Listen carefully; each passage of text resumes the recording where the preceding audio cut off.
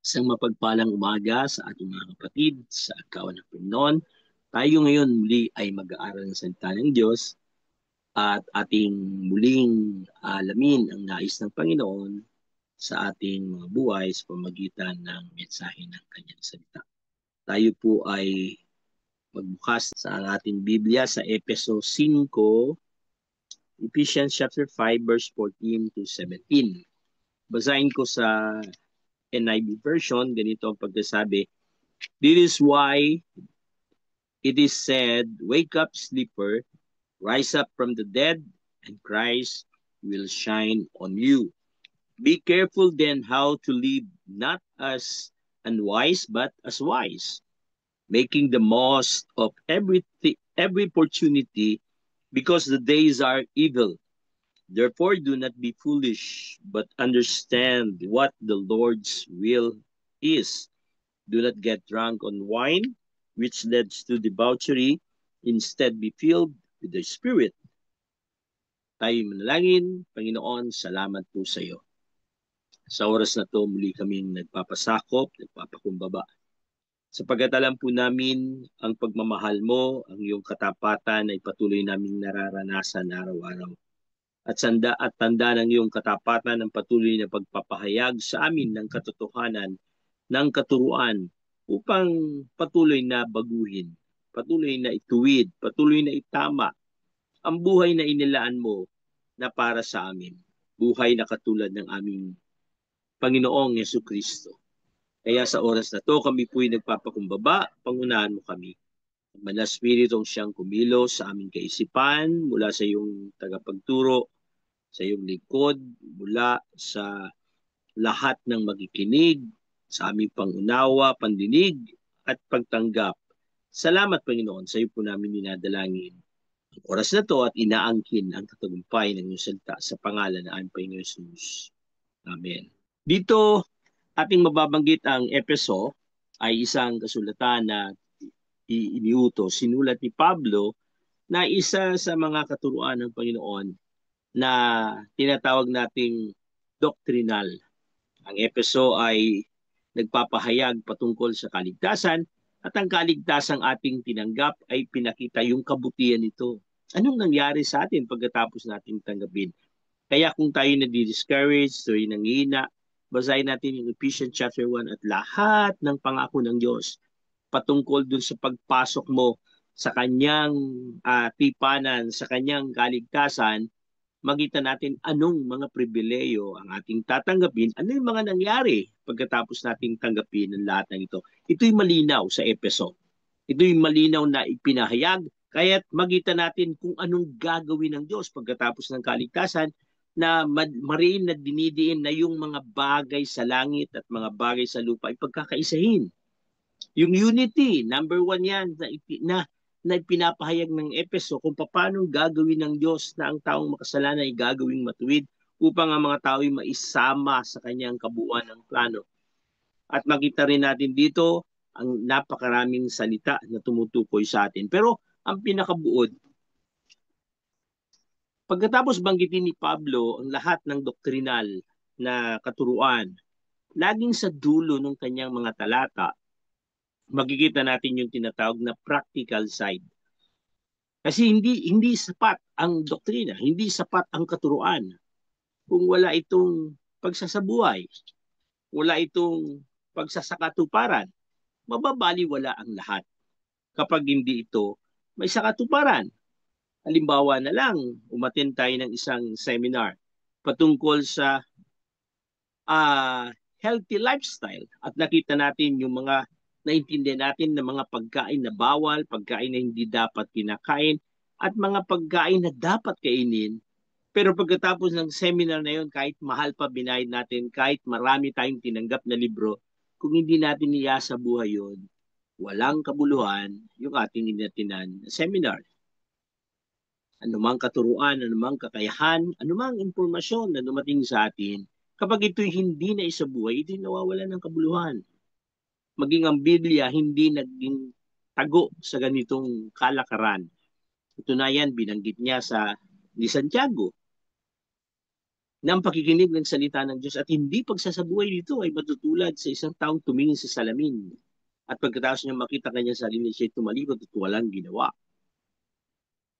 Kahit na nakita mo na yung sarili mo na dapat ay itong dapat gawin, itong dapat ayusin, pero walang pagsasaayos na nangyari at pagsasakatuparan nangyari, ito'y walang kabuluhan. Binanggit din ng Salmo 1:1 ay 1:3 na ang pakikinig salita ng Diyos at pagsasakatuparan dito ay matutulad sa isang punong kahoy na tanim sa batis sa tabi ng batisan na kung saan hindi ka apektado ng anumang bagay na dumaraan. Tag-araw man, tag-ulan man, anumang senaryo, anumang sitwasyon, hindi ka apektado. Bakit? Dahil ikay nabubuhay, na nakinig at nagsasagawa sa utos ng Panginoon. At ganoon din binanggit niya sa Mateo na kung tutusin, tinuro niya isang katuruan patungkol sa pagtatayo ng bahay. Na kapag ikay nakikinig at nagsasagawa ng lahat ng ito, matatayo ka. Matutulad ka sa isang taong nagtayo ng kanyang bahay sa ibabaw ng batuhan. Nung dumaan ng ulan, bagyo, umangin, ng ng hangin ang bahay, hindi ito matitibag kasi nakatayo sa pundasyon na bato. Samantalang ang nagtayo ng bahay na buhangin ay matutulad sa isang taong nakarinig din ng salita ng Diyos, subalit hindi nagsagawa. Nung dumating ang parehas na hangin, ulan, alon, lampas ang bahay, ito'y bumagsak. Hindi dahil sa uri ng bahay, kundi sa uri ng pundasyon. Hindi dahil sa hindi ka nakarinig ng salita ng Diyos, kundi dahil sa hindi sinagawa yung napakinggan. Kaya nga napakakapangyarihan ng salita ng Diyos. Katunayan, sabi ni Pablo, ang salita ng Diyos, ang gospel ay power for salvation. Kapangyarihan para sa pagbabago. Kaya dito sa kabuuan ng ating pinag-aaralan, ang pinakabuod ng Ephesians chapter 5 ay tumutukoy doon sa distinction, pagiging kakaiba. Pagkatapos na gawin ng Diyos ang lahat ng paraan, ang kaligtasan, justification, sanctification, yung glorification, pagkatapos niyang gawin yan lahat ng ito, isang tiyak, magkakaroon ng kaibahan sa taong kanyang pinili. Magkakaroon ng malaking pagbabago, magkakaroon ng malaking pagkakaiba. Kaya nga, dun sa ating sa ating title na ating pinag-aralan, ay makikita natin ay yung pagkakaroon ng mataas na antas ng pamumuhay na laan ng Diyos para sa atin. At yun yung buhay na gusto ng Diyos para sa atin. Hindi ayaw niya ng buhay na katulad nung kanyang ating dinatnan. Katunayan, ang buhay na ito'y nasira dahil sa kasalanan. Kaya nga, nung kanyang plinano na ito'y ibalik, kaya nga sabi karamihan sa Bible school, yung pagdating ni Adam ay siyang naging dahilan ng pagkasira ng lahat. Subalit ang pagdating ni Jesus ang naging dahilan para maibalik ang lahat. Pero ang maganda sabi ni Pablo nung pagbabalik na yon ay mas maganda kaysa sa dati. Mas mabuti kaysa sa dating pagkalika ng Diyos. Mas umigi pa. Kaya dito, makita natin dito yung pagiging kawangis ni Jesus, pagiging kamukha ni Jesus, yung pagiging imitator ng bawat isa sa atin. At yun yung kagandahan ng pumasok ka sa tipanan, ang unang trabaho ng Diyos, gawin kang kakaiba. At ganoon ang nakita natin sa kabuuan ng Biblia na lahat ng kanyang tinawag ay binago niya, ginawa niyang modelo upang maipahayag sa tao kung sino siya, anong kakayahan niya. Kaya nga tinawag tayong new creation, no? At tayo'y naging modelo. Ang modelo ay nagbibigay ng impact sa mga tao. Kapag merong isang artista at ginawang modelo ng shampoo, asahan mo gagastusan ng kumpanya para laging maganda ang buhok ng taong ito. At nakapirma yan sa isang kontrata na hindi siya lalabas ng bahay, hindi maganda ang kanyang buhok.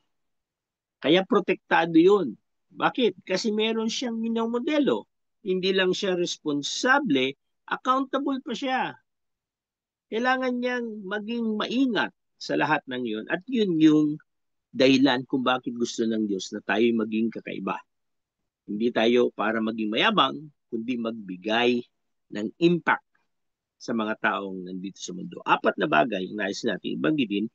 Verse 14, sabi niya, wake up sleepers, rise from the dead, and Christ will shine on you. Dito malinaw na makita natin ay yung pamumuhay sa bagong buhay. Buhay na inilaan ng Diyos. Ito yung buhay na gusto ng Diyos sa bawat isa sa atin. Buhay na itinakda ng Diyos. Dapat ipamuhay yung buhay na inilaan ng Diyos. Kung titingnan natin, inililinaw dito na dati nandun tayo sa kadiliman. Sabi niya sa verse 13 hanggang 18. Verse 13, sabi niya, dati nasa dilim kayo, ngayon nasa kaliwanagan. Binago ng Diyos yung buhay natin. At yung buhay na yun ay bigay galing sa Diyos. Kaya yung buhay na to, makita niya, ay nasa mga taga-Epeso, pero ang problema yung mga taga-Epeso ay nabubuhay ng parang katulad ng hindi mananampalataya. Kaya yung word na una na binanggit is, sabi niya, wake up, sleeper. Wake up. Yung word na wake up, ang ibig sabihin, be alert. Be active. Awaken from sinful life or death, from death to spiritual death. And sabi niya, mabuhay dun sa bagong buhay na kaloob ng Diyos. Na parang gusto ng Diyos na ipakita mo yung buhay na kaloob ko sa iyo. Huwag mong itago. Huwag kang mahiya. Kasi una, yung pagiging kakaiba niyan ang magbibigay ng impact sa mga taong nakakapaligid sa iyo. Naalala ko tuloy nung meron kang bagong gamit at yung magandang gamit na yon wala pang, dati noon meron akong kakilala sa may Fairview. Siya ang kauna-una ang nagkaroon ng isang bagong modelo ng Mercedes-Benz na kakaiba. Kung di ako nagkakamali, ang kwento niya sa akin tatlo lang sila na meron nun sa buong Pilipinas. Pero bihira niyang gamitin kasi natatakot siya na maging mainit sa mata ng iba. Ang problema, anong silbi nun? Binili mo ng mahal? Anong dahilan? Ba't mo binili? Kung hindi mo rin gagamitin. Di ba? Napakamahal, napakaganda, maraming kakayahan siya na wala sa kakaiba sa ibang mga sasakyan. Pero hindi mo naman magamit kasi natatakot ka, baka nakawin, baka maging mainit sa mata, baka magasgas, Kung ganun, alam nyo mga kapatid, walang silbi yun. Guys natin banggitin to. Kaya binanggit niya, wake up, sleeper. Sabi dito ni Pablo, mga mananampalataya na tumanggap sa Panginoon. Gumising ka, tumayo ka, bumangon ka. Ipakita mo yung buhay na kaloob ng Diyos sa iyo, buhay na bagong buhay na kaloob ng Diyos. Kaya sumunod na salita niya, sabi niya, rise from the dead. Nang ginamit dito, nang ibig sabihin nito is transformation. Ipakita mo yung pagbabagong ginawa ng Diyos. Yung transformation. Kasi nire-represent ng buhay na makasalanan yung buhay na patay. Ngunit nire-represent ng buhay na nabago yung buhay na tinatawag na new creation na galing sa Diyos. Tapos, kaya nga, dito ang buhay na bigay ng Diyos ay buhay na bago, kakaiba. Kaya doon sa last part noon sabi niya, and Christ will shine on you. Nasa Greek word, yung word na shine is epipausko, na ang ibig sabihin to illuminate. Hindi tayo gumagawa ng kakaibang itsura na walang pinagmulan. Kaya naging kakaiba yung buhay natin na bagong bigay ng Diyos kasi merong Jesus na nabuhay dito sa lupa na buhay ng kakaiba sa takbo ng mundo. Hindi niya naging kaibigan ng mundo, bagkus binisto niya ang mundo sa kasamaan nito. Kahit nabuhay siya ng tama, nabuhay siya ng matuwid, at sa kanyang pamumuhay na to, makita natin namuhay siya ng kabaliktaran sa pamumuhay ni Adan. Natalo ang kagustuhan ng mundo, natalo ang kagustuhan ng tawag dito, nung katawan, nung hilig ng laman, natalo ang kagustuhan ni Satanas. Kaya't yung buhay na to, na siyang nagtagumpay, ay siyang buhay na pinagkakaloob niya sa taong nakipag-isa kay Jesus. Kaya yun yung meron tayo. Kaya nga, kapag tumanggap tayo sa Panginoon, nakapredestined tayo maging kawangis ni Jesus. At dito ang ginamit na word, to illuminate Christ in your life. Kaya nga yun mga kapatid, yun yung isa sa pinakamaganda na makita natin na yung authority ng pagbabago natin hindi dahil sa ating kakayahan, hindi dahil sa karunungan, hindi sa ating mga napag-aralan, kundi dahil sa programa ng Panginoon ng kaligtasan. At yun ang nagbigay ng pagbabago. Kaya at unang lesson, dapat ipamuhay, huwag masayang, dapat ipamuhay, dapat ipahayag, huwag itakot, huwag matakot, huwag mahiya. Huwag mahiya kasi natitiyak natin na hindi tayo mapapaya sa ganitong klaseng buhay. Ang buhay na bigay na galing sa Panginoon, ang buhay ni Jesus ay buhay na pagdating sa moralidad napakataas. Marami nagsasabi na kine-question si Jesus Christ, kine-question ang Bible, kine-question. Alam nyo ba, pinakamatibay na pamantayan natin kung bakit si Jesus ang tanging tagapagligtas na siyang binigay ng Diyos na kaligtasan. Kasi una, ipinayag ng Biblia yung lahat ng propesiya tungkol kay Jesus, na fulfill lahat ni Jesus. Pangalawa, makita natin kung paano siyang nabuhay sa mundo, kung paano siyang gumalaw, paano siyang lumakad sa mundo. Kitang-kita yung napakataas na moralidad. Yung lahat ng mga religious icon, may mga loopholes yan, may kahinaan yan. Si Moses, nakita natin, hindi nga nakapasok sa lupang pangako kasi nagkamali siya. Si Abraham, kita natin, nagsinungaling siya dahil nawalan siya ng pangamba, nagkaroon siya ng pagkatakot dahil baka patayin siya pag nalamang asawa niya si Sarah na nagustuhan ng paraon.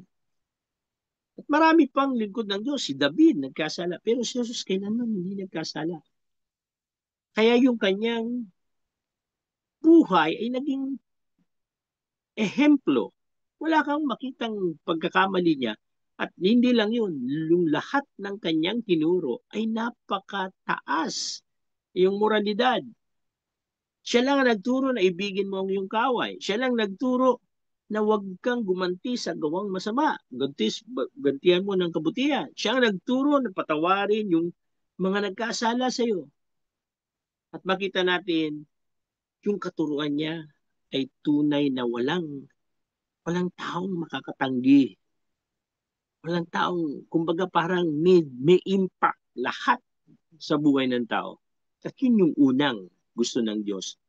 Yung inianda kong buhay, yung prepare kong buhay, na tinanggap mo sa pamagitan ng pananampalataya, ipamuhay mo. Kailangan ipamuhay. At yun yung napakaganda. Pangalawa, sabi niya sa verse 16, verse 15 sa niya, be very careful then how you live, not as unwise, but as wise. Hindi lang idinidin dito na dapat ipamuhay yung buhay, yung bagong buhay, kundi dapat ingatan yung bagong buhay. Dapat ito'y pag-ingatan. Ito'y, kumbaga, maging responsable tayo the way we live. Maging maingat tayo sa buhay na bagong tanga natin. Bakit? Ito'y nakatatak ang yung sabi ko nga, illumination, no? Illuminate. Yung sabi niya, illuminate God's image in us. Binalit ng Diyos yung God's image na nasira ni Adam. Pero dahil kay Jesus, siya yung representation ng Diyos, ng Ama, kaya't nag-illuminate muli sa atin ang wangis ng Diyos. Yung kabanalan ng Diyos.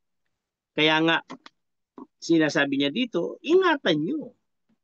Ingatan nyo, wag niyong hayaan. Dapat hindi makita sa inyo ang bagay na to. Dapat hindi marinig sa inyo na yung paano ka magsalita, paano kang mamuhay, paano ka magdesisyon, paano ka gagawin. Wag mo lang gawin yun kasi yun yung tinasabi ng mood natin. Yun yung sinasabi ng pagkakataon na gusto natin. Hindi. Isipin natin, yung buhay mo ngayon, modelo ng Panginoon, kahit inis ka, sa alang-alang mo pa rin na hindi mo pag-aari ang buhay na to, ito'y pinigay ng Panginoon. Kumbaga, grace yan. We are God's steward sa ating physical life at maging sa ating spiritual life. Makaka-apekto yan sa mga taong nakakita. Sabi nga ni Pablo sa Corinthians, hindi ako nagkakamali, chapter 2, chapter 3, sabi niya, para tayong nasa gitna ng arena, pinapanood ng napakaraming tao kung paano mabuhay, kung paano gumalaw, paano magsalita.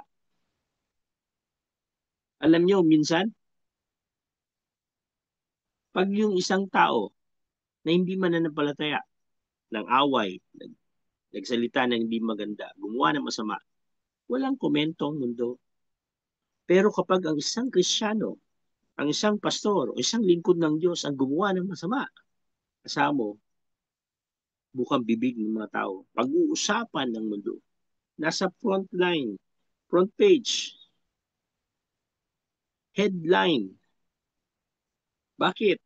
Kasi ang expectation ng tao, kapag ikay naglilingkod sa Diyos, meron kang mataas na antas ng pamuhay. Hindi lang ang Diyos ang nag-expect noon, kundi ang Diyos ang nag-purpose noon, kundi maging ang mundo, expected ng mundo. Kung talagang nasa Panginoon ka at hindi ka niya kakampi, eh, inaasahan niya rin na dapat matuwid ka. Dapat perfecto ka. Kaya doon sa bagay na yun, sabi niya, pag-ingatan. Pag-ingatan, yung pamumuhay na bigay ng Diyos. Yung word na watch, tingnan nyo yung paano kayong lumakad. Maging honest tayo sa ating sarili, paano tayong lumakad? Ano ang tingin sa atin ng Diyos? Anong ano ang masasabi ng Diyos patungkol sa buhay natin? Pangalawa, anong masasabi ng ibang tao sa buhay natin? At yung pangatlo, anong masasabi mo sa buhay mo?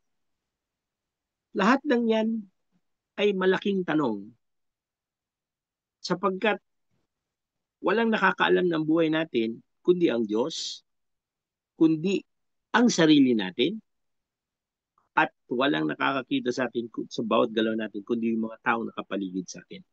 Kapag ito'y tama, ibig sabihin, nangyayari ang purpose ng Diyos, kaya tayo binigyan ng pagbabagong buhay, kaya tayo tinuwid ng Panginoon kasi maraming tao ang gagamitin ng Diyos yung buhay natin para mag-impact sa kanila at sa ganung paraan, marami sa kanila ang magsasabi, totoo ang pananampalataya sa Panginoon kasi binago niya ang buhay ng kaibigan ko, ng kasama ko, ng mahal ko sa buhay.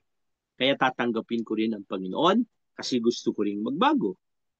At yun yung impact na gusto ng Diyos kung bakit natin kailangan pag-ingatan kasi may mga taong nakatingin, may mga taong nakakakilala sa atin, may mga tao na gustong iligtas ng Panginoon na hindi sila maliligtas pag walang malinaw na ebidensya. Walang malinaw na kapahayagan kung sino tayo, kung ano yung kaya natin. Makita natin si Daniel. Si Daniel nabuhay ng matuwid sa harapan ng Diyos kahit na pinang ilang kaharian na iba't ibang katuruan ng Diyos ang pinaniwalaan. Makita natin, kung di ako nagkakamali, 4 na hari ang dumaan sa buhay ni Daniel. Pero lahat ng hari na yon nagkaroon ng impact ang buhay ni Daniel sa bawat hari na dumaan. Katunayan, halos lahat sila ginagalang si Daniel. Maraming pagkakataon, pinagbintangan si Daniel at nung parurusahan si Daniel, ayaw ng hari. Bakit? Mahal niya si Daniel. At nakita niya kung paano gumalaw si Daniel sa kanyang kaharian.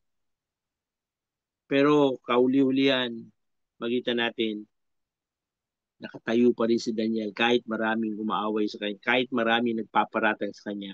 Bakit? Yung impact niya ay nagdala ng marka sa puso ng mga hari. Ganon din si Apostol Pablo.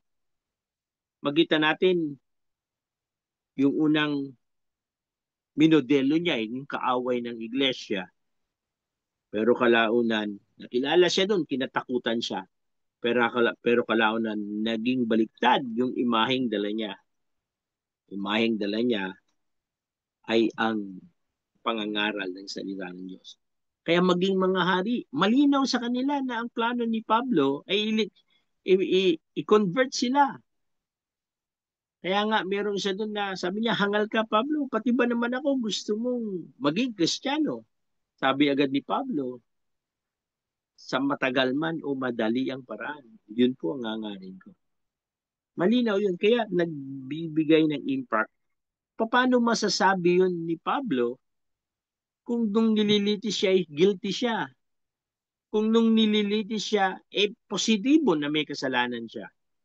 Hindi niya masasabi yun. Pero dahil alam niyang wala siyang kasalanan at nalalaman, nababatid ng mga naglilitis sa kanya na talagang wala siyang kasalanan. Kaya malakas ang loob niya na ipangaral yung kanyang pinaniniwalaan. Ang isang paniniwala na walang dalang pagbabago, impact, ay hindi paniniwalaan ng maraming tao. Kahit sabihin mong totoo pa yun. Yung lagi ko ni-example, nagtitinda ka ng pampatubo ng buhok, pagtingin sa buhok mo, panot, di ba? Okay, magtitinda ako ng pampaitim ng buhok. Walang maniniwala. Bakit? Marami akong puting buhok eh. Kung ano yung sinasabi mo at ipinipilit mo sa tao, dapat nakikita sa atin. At yun yung maganda na sinabi ni Pablo dito, na sabi niya, maging maingat. Bakit? Maging matalino kung paano gamitin yung ating buhay. Pangatlo, yung sa verse 16, sabi niya dito, making the most of every opportunity because the day are evil. Ito na yung pangatlo na ang ibig sabihin na parang idinidiin dito yung be aggressive. Maging pagsamantalahan ang bagong buhay. Hindi mo pwedeng maging passive na, Kristiyano ko, tapos walang gagawin. Kung tutusin ang pagiging Kristiyano ay pribileyo galing sa Diyos. At ngayong naging Kristiyano ka, dapat hindi ka napapalagay na okay lang na maging Kristiyano. Kundi, ikaw, ang Diyos ang nagsimula sa iyo, tiyak may kasunod sa iyo, may susunod sa iyo. Halimbawa, yung babaeng doon sa Jacob's Well na natagpuan ni Jesus, ang babaeng Samaritana. Nung una, ilang siya, kaya pumunta siya doon na alas 12 para wala masyado kasi pangit yung influence niya, yung pagkakilala sa kanya. Kahit na anong sabihin niya, walang maniniwala sa kanya. Bakit? Pangit yung impact na dala ng buhay niya.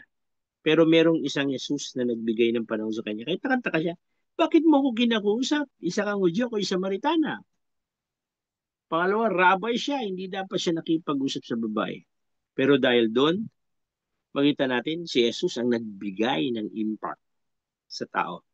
Kaya hindi niya sinayang yung oras. Talagang sinadya niyang pumunta doon sa Samaria. Sinadya niyang doon dumaan sa Sicar na siyang iniiwasan ng mga Hudyo. Pero sinadya niyang pumunta kasi yung pagkakataon na makapagpahayag ng salita ng Diyos doon sa Samaritana. Katunayan, kapag ang isang Hudyo pupunta doon, una, mag-question siya. Kasi pinandidiriyan nga yun. Ngayon, kung mangangaral siya doon, wala rin maniniwala sa kanya. Bakit? Kasi ang mga Hudyo, pinandidiriyan sila. Ayaw silang tanggapin bilang kapatid. Kaya kadalasan, magita natin magkaaway sila. Paano ngayon mangangaral si Jesus doon? At nakita niya yung pagkakataon, mayroong Samaritana na nag-iigib sa gantong panahon. Na walang tao, kundi siya lang. At dahil doon, nagkaroon ng pagtuturo, nagkaroon ng discipleship hanggang kalaunan, nakilala niya si Jesus. yung progressive na pagkakilala niya. Isa kang guro, isa kang propeta, isa kang lingkod ng Diyos. Ikaw ang Kristo. At dahil doon, umikot siya, umuwi siya, pinayag niya, natagpuan ko ang Kristo. Kaya't napakaraming kumilala. 10 city ang lumapit kay Jesus at nakumilala. Sabi nila nung una, sinabi lang naniwala kami dahil may sinabi yung babae sa amin. Pero ngayon, naniniwala kami dahil narinig ka namin. Yun yung opportunity. Mga kapatid, bantayan natin yung opportunity. Kasi yung bagong buhay na kaloob sa atin, hindi yan lifetime. Yung buhay natin ay hindi lifetime, pero yung bagong buhay, lifetime yan. Darating Panginoon, kukunin tayo ng Panginoon. Ang tanong, kano mo karaming beses na pakinabagan yung katuruan at bagong buhay na bigay ng Diyos? Ilang beses mong nagamit? Kung ang Diyos ay nakipagtipanan sa iyo, tiyak angat ka sa iba. Tiyak na kakaiba ka kaysa sa iba. Pero ang tanong, anong impact ang naidala ng gantong buhay at paano mo ito napagsamantalan? Paano mo itong nagamit? Halimbawa, merong isang kapatiran na nagbigay sa iyo ng isang tools, isang power tools, o isang equipment na magagamit. Sabi niya, Pastor, ikaw na muna, gamitin mo. Ngayon, nung makita mo nasa iyo na at maraming pwedeng gamitin sa kanya, pagsasamantalaan mo yun. Sabi niya, Pastor, sa'yo muna to 1 linggo. Pagsasamantala yun, binigay niya yung pagkakataon na gamitin mo, inutos niya pa na gamitin mo. Gagamitin mo yun para magamit mo. Baka i-offer mo pa nga sa kapitbahay mo yun pagkatapos mong gamitin sa'yo eh. Kasi hanggat nandito, hanggat nasa akin. Kasi kukunin na to next week. Alika, punta tayo sa bayo, gawin natin. Ganun yung pananamantala. Kasi pagdating ng panahon na gusto mo siya, kung naisoli na yun, wala na. Mga kapatid, yung buhay natin, para tong isang yung kwento yung si Mr. Pagkakataon eh, no? Na parang sabi niya may isang lalaking tumatakbo ng mabilis at dumadaan sa isang lugar. Yung minsan sinabayan siya ng lalaki kasi nagtaka siya, bakit kaya ito tumatakbo? Sinabayan siya ng lalaki, bakit na tumatakbo? Sabi niya, ito yung buhay ko. Laging mabilis akong dadaan at madalis akong lalampas. Sabi niya, bakit ganyan yung buhok mo? Makapal ang buhok sa harapan, pero kalbo sa ulian. Sabi niya, ito talaga yung disenyo ng buhay ko. Kasi pag dumaan ako, madali akong mahuli. Kasi dahil sa buhok ko sa harapan. Pero sa oras na lumampas ako, mahirap na akong mahuli. Tinanong niya anong pangalan. Sabi niya, ako si Pagkakataon. Alam niyo po yung kwentong yun, malaki ang katotohanan patungkol sa pang-araw-araw nating buhay. Hindi lahat ng nangyayari sa araw-araw ay pagkakataon. Ay mauulit na. May mga bagay na minsan lang nangyari, hindi na maulit. Kaya nga, sa tuwing darating yung pagkakataon, ano ba pinakamahalagang bagay na dapat mong gawin? Walang iba kundi ang kaligtasan. Yun ang pinaka-precious na tinanggap natin. Kaya pag dumating yung kaibigan mo, dumating yung kamag-anak mo, nakita mo yung mga kabataan, mga bata, kung may pagkakataon, hindi mo papayagan na hindi maipahayag yun. Bakit? Kita mo yun, yun ang pinakakailangan ng tao. Yun yung pinaka-precious. Kaya ang pagkakataon ay hindi yan itinatago. Ito'y pinagsasamantalahan. Ang kagandahan nga sa ginawa ng Diyos, tinan nyo minsan sabi ng tao, unfair ang mundo. Di ba? Bakit? Kasi ba't may mayaman, may mahirap? Di ba? Ba't may mga malakas, merong mga may kapansanan? Kung titingnan natin, hindi unfair ang mundo. Bakit? Kasi una, lahat tayo binigyan ng oras. At yung oras na binigyan sa atin, walang nakakalamang. Hindi pwedeng yung mas mayaman, mas mahaba ang oras at yung mahirap, mas konti ang oras. Hindi. Kung 24 hours ang binigay sa kanya araw-araw, 24 hours din ang binigay sa mga taong mahirap. Ang pagkakaiba lang kung paano mong ginagamit yung oras na bigay ng Diyos. No? Kadalasan lang ang problema kasi hindi nare-respeto yung oras, hindi nare-respeto yung pagkakataon na bigay ng Diyos. Kung kailan wala na, saka sayang. Tandaan po natin, we are God's steward. Hindi lang ng ating buhay, hindi lang na ating talento, maging ng ating oras. Darating ang panahon, ang bilis ng panahon, nagugulat ka, yung anak mo, dati late, ngayon ang laki na. Pero lahat yan ay pagkakataon na bigay ng Diyos. Ang tanong, kailan mo gagawin? Kailan mo pagsasamantalaan ng pagkakataon? Minsan, ng mga nagtuturo ako ng mga, nung active ako sa BPA, lagi kong binabanggit sa mga magulang, yung mga anak nyo po, turuan nyo hanggat elementary pa lang, hanggang grade 4, hanggang grade 5. Kung di wala po kayong time, gastusan nyo. Hanap po kayo ng magtuturo sa kanila. Kasi yun ang pinaka-the best na pagkakataon, lalo na yung 0 to 6. Kapag ang 0 to 6 naturuan mo ng lahat, yung kanyang mental, yung kanyang physical, yung kanyang hygiene, yung kanyang spiritual, at naituro mo sa 0 to 6, konti na lang ang magiging problema ng mga teachers sa kanya. Kasi naiintindihan niya na maraming bagay at naiintindihan niya yung tamang moralidad. Pero kapag 0 to 6, wala ka na ituro, mamumroblema yung teacher niya sa anak mo. Ang pagkakataon ay mabilis. Bagamat ito'y available sa lahat, ito'y equally divided sa lahat, pero ang problema, ang oras ay hindi makontrol. Uncontrollable ang oras. Minsan makita mo, pagising mo ng umaga, sabi mo gagawin mo to, natapos ang maghapon, di mo nagawa. Natapos ang isang linggo, di mo nagawa. Minsan taon na, hindi mo pa rin magawa.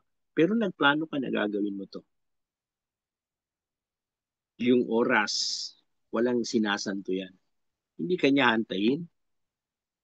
At hindi rin siya magpapabili sa'yo. Kahit may pera ka, hindi mo siya mabibili yung nakalipas na oras. Kaya napakalaga yung oras. Kaya dapat makita natin, una, ang oras ay equally divided. Ang oras ay unstoppable. Hindi mo yan mapipigil. Ngunit ang oras ay controllable. Kapag pinili mo ang oras na to para sa paglilingkod sa Panginoon, pinili mo to para gawin ang tama, nakokontrol mo yung oras. At yung gumawa ng tama sa oras, nakikinabang ng positibo. Ang oras, hindi siya laging positibo, pwedeng negatibo. Kapag ang oras, hindi mo pinagsamantalaan, negatibo. Pero pag ang oras pinagsamantalaan mo at naging tama ang galaw mo, magiging positibo. Kaya mga kapatid, ang sabi niya dito, be aggressive. No? Sabi niya dito, samantalayin niyo yung bawat oras. Bakit? Ang mundo ay pasama ng pasama. Ang mundo ay masama. Kailangan nila ng liwanag. Kailangan nila ng modelo. At ikaw yun, kapatid. Tayo yun. Tayo yung may dala ng tipanan ng Panginoon at tayo nagpapahayag ng kabutihan ng Diyos sa oras na makilala ka niya, nalalapit na ang kaligtasan niya. Sa oras na marinig ka niya, naiintindihan niya na ang kaligtasan ng bigay ng Diyos. Samantalayin natin. At panguli, dito ay magtatapos, live in God's will. Yung masunod ang Diyos sa bagong buhay na kalumya. Yung layunin ng Diyos ang siyang mapangyari sa buhay natin. Kaya dito, pagitan niya dito, sabi niya, therefore do not be foolish, but understand what the Lord's will is. Do not get drunk on wine, which lead to debauchery. Instead, be filled with the Spirit. Kaya dito verse 17, sabi niya, huwag tayong gumalaw na parang mangmang. Dapat maintindihan natin kung ano talaga yung kalooban ng Diyos para sa atin. Mapanlin lang ang mundo, mga kapatid. Sinasabi ng mundo, hindi, ito yung priority mo, ito yung palagan mo. Sinasabi ng mundo, yung word na trap, no? Yung word na parang storbo or yung parang hindrance. Ay, hindi, sa ngayon, kapag nanampalataya ka na sa Panginoon, hindi na gagawin ng Panginoon na mawala yung pananampalataya, ng Diablo na mawala yung pananampalataya mo. Ang pinaka-epektibo niyang gawin para sa atin, itrap tayo. Mawala yung focus natin sa Panginoon at mapunta yung focus natin sa maraming bagay na hindi konektado dun sa purpose ng Panginoon sa atin. Kaya nga sabi doon sa isang quotation, ang tunay na tagumpay ay hindi yung nagawa mong gusto mo. ang tunay na katagumpayan ay nagawa mo ang gusto ng lumika sa iyo. At yun yung totoong layunin ng Diyos, na gumalaw tayo ayon sa layunin niya kasi yun yung pinaka-the best, yun yung pinakamagandang kalooban ng Diyos na dapat mangyari sa atin.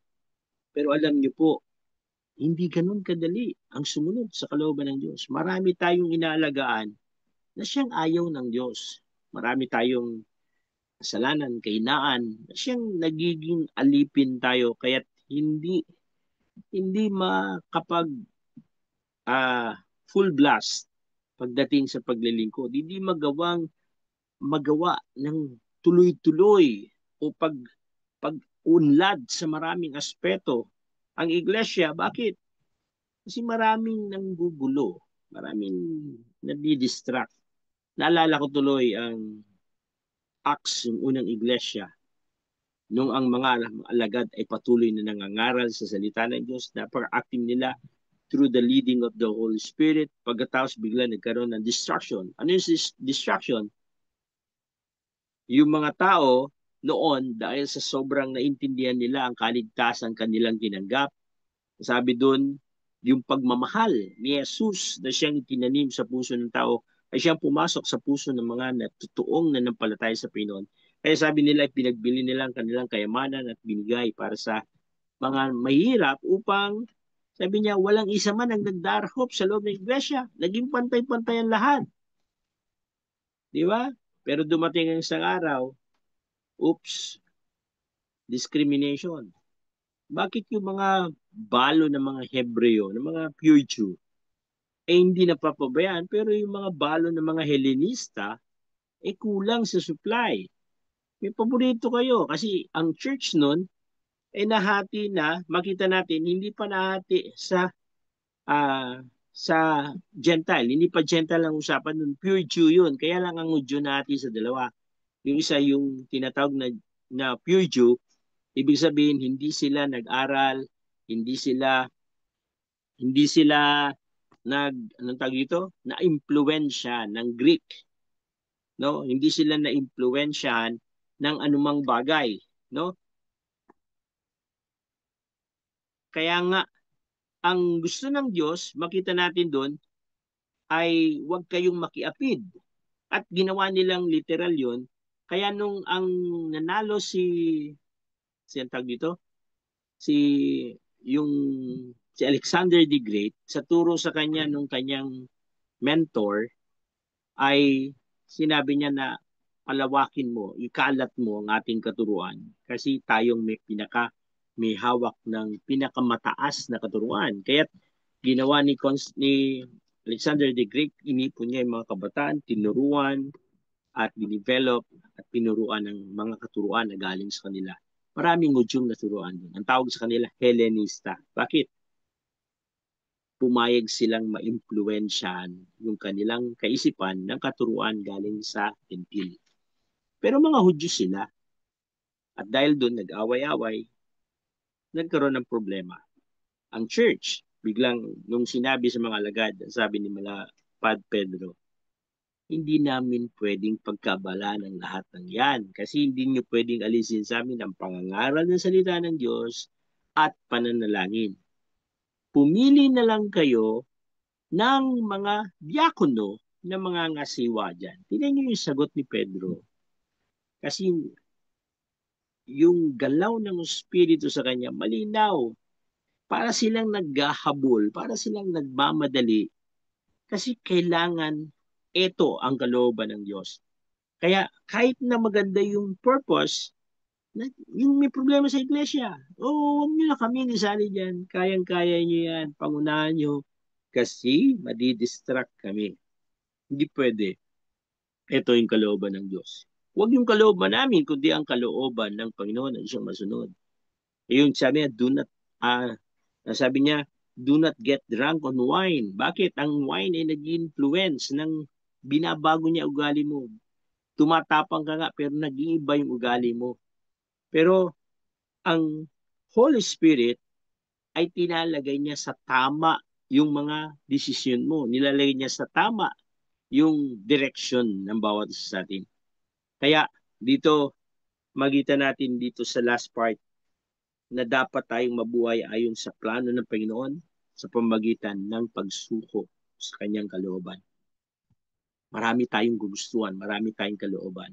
Mas minsan ay nagiging sagabal sa Panginoon, pero dapat isuko natin lahat dun sa ating Diyos na makapangyarihan. Ba't kailangan natin isuko sa Kanya? Una, siya yung lumikha sa atin. Alam niya yung pinaka-the best para sa atin. Mga kapatid, pangalawa, pagitan natin, hawak niya yung pinakamagandang purpose para sa atin. Sabi niya, naiplano ka na to bago ka pa isilang. Hawak na ng Panginoon. Kaya kung nalayo tayo sa Panginoon, sigurado hindi natin matatapos yung pinakamagandang plano ng Diyos na inilaan niya para sa atin. At higit sa lahat ng pangako ng Diyos na sa atin. Kaya malaking kalugihan kapag hindi ka sumuko sa Diyos at lumaban ka na parang ikaw ang Diyos, na parang ikaw nasusunod, magkakaproblema. Malaki ang problema. Hindi sapat na si Jesus ay kasama mo lang sa buhay. Na si Jesus ay kasama mong naglalakad. Hindi sapat. Ang totoo, dapat si Jesus ang nagpapatakbo ng ating buhay. Hindi pwedeng kasama mo lang siya. Hindi siya dapat ang may control ng buhay ng ating buhay. Psalm 23 na ating pinangawakang katuruan. Sabi niya dun, kapag ang Diyos yung aking punong pastor, wala na akong pangangailangan pa. Perfect. Yung lahat ng mabuting bagay para sa atin, mula dun sa halaman, sinabi dun, bagong tubo. Sa mga batis sa tubig, sabi dun, tahimik na batisan.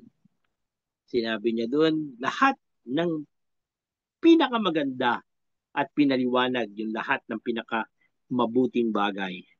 Sa Psalm 23, lumabas yung napakaraming pangalan ng Panginoon. Na pag binabanggit yung pangalan ng Panginoon, idinidiin yung kanyang kakayahan, paano tayong protektahan. Ang pinakamaganda dun, nagpakilala siya bilang pastol, na siyang nagko-control, at nagpakilala siya bilang host, na siyang may control din ng pagpapalang ibinibigay niya sa atin. Kauli-ulian dun sa last part, sabi niya, sa verse 5, sabi niya, ay surely goodness. Verse 6, and mercy shall follow me. Ginamit dun yung word na mercy. Sa goodness, yung mercy na siyang tinatawag na kesed, na ang ibig sabihin ay makita natin dito yung word na kapatawaran, pangunawa, lahat ng yun. Tapos yung goodness, yung tinatawag na tov, na ang ibig sabihin na parang lahat ng mabuting bagay na kayang ibigay ng Diyos. Sabi niya yung dalawang yun pinagsama. Bakit mercy and goodness? Sa tuwing lalakad tayo ayon sa plano ng Panginoon, binibigay niya ang biyaya at pagpapala. Sa tuwing magkakamali tayo at magkukulang dahil sa ating kahinaan, binibigay niya yung mercy, yung pagpapatawad para sa atin. At dahil doon, sabi niya, surely goodness and mercy shall follow. Yung word na follow na binabanggit ng Bishop Ring, makita natin yung tinatawag natin na radap, na ang ibig sabihin is to chase, to pursue, no, to hunt. Hindi lang siya susunod na parang anino, hahabulin ka niya. Hahabulin ka niya hanggang masumpungan ka. Yun yung mercy at yun yung goodness na bigay ng Diyos. Kaya dito, magitan natin, dapat nating yung pagsunod sa kanyang kalooban ay hindi kalugian. Yung pagsunod at pag-asa sa kanya, hindi kalugian. Yung pagtitiwala sa kanya at unahin siya, hindi yun kalugian, kundi isang malaking kalamangan. Kasi ang Diyos ang hahabol ng biyaya para sa atin. Ang Diyos ang gagawa ng pinakamaganda para sa atin. At yun yung kagandahan ng ating Panginoon. Kaya yun sinasabi ni Pablo, yung buhay na kaloob sa iyo ng Diyos, ipakita mo sa tao. Gamitin mo Samantalahin mo at isuko mo sa Panginoon ang paggamit dito. Kaya nga, mga kapatid, ah parang ganito, yung tinanggap mo ang Panginoon bilang tagapagligtas.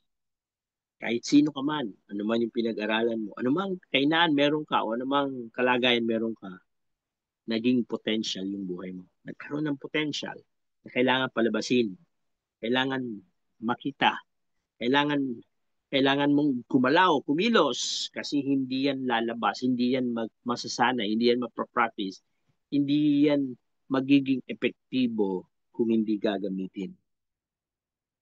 Kaya yun yung panghinayang kapag tumagal tayong mananampalataya na hindi nagpagamit sa Panginoon. Kasi yung quality ng buhay na bigay niya, hindi disenyong nakadisplay, kundi nakadisenyo na maging makapangyarihan para sa kaligtasan ng Panginoon. Pangalawa, hindi lang yun, yung banal na spirito, inilagay niya sa puso natin pagkatapos nating tanggapin sa Panginoon. Kaya yung bagong buhay na bigay ng Diyos, kontrolado ng banal na spirito. Siyang kumokontrol at siyang nagtuturo kung saan tayo direksyon pupunta. So, anong dapat na gawin? At higit sa lahat, yung God's grace, ang nilaan niyang sistema para tayo manampalataya sa Kanya. Bakit? Ibig sabihin ng God's grace, hindi tayo worthy. Hindi tayo karapat-dapat, pero tinanggap niya tayo. At higit pa doon, hindi ka karapat-dapat magbahagi ng salita ng Diyos kasi naging makasalanan tayo dati. Pero naging katiwa-tiwala tayo sa Panginoon. Pinili ka niya para maging ambassador niya. Kahit na dati naging makasalanan tayo. Kahit dati hindi tayo maganda ang buhay. Kahit hanggang ngayon nagkakasala tayo. Pumayag siya na gawing ambassador tayo. At yun yung kagandahan. Dahil kay Kristo na nandun, na nag-i-illuminate sa atin, maging sino ka man, tiyak maraming taong makakilala sa Pinoon. Pag nakasama ka, pag nakilala ka. At yun yung pamumuhay dun sa mas mataas na level ng buhay mananampalataya. Nakadisenyo para sa Diyos. Kaya mga kapatid, huwag tayong magsawa na maglingkod sa Diyos. Hindi kalugian ang paglilingkod sa Diyos. Huwag tayong masawa na sumuko sa Diyos. Madalas ang laban na mas makapangyarihan, yung labang spiritual kaysa sa labang physical. Maraming pagkakataon, yung pagluhod natin sa Panginoon, pananalangin sa Panginoon, ang malaking ginagampanan para tayo magtagumpay kaysa yung ginagawa natin. Kasi yung laban ng flesh tsaka ng spirit, mabigat. May mga bagay na gumagawa tayo ng tama, pero work of the flesh. Kayahan ng flesh, pagtitiwala sa sarili at hindi pagtitiwala sa Diyos. Ang pinakamabuti ay yung nagtitiwala tayo sa Diyos. Kaya tayo gumagawa. Kaya tayo naglilingkod sa Diyos. Nawa, napagpala tayo sa panibagong taon ng 2025. Nawa maging pamantayan natin. Panginoon, yung tipanan ko sa iyo, kailanman hindi ko nagkita na nagkulang ka, Panginoon. Hindi ko nakita na nagkamali ka. Pero sa buhay ko, madalas kong nakita ng lahat ng iyon.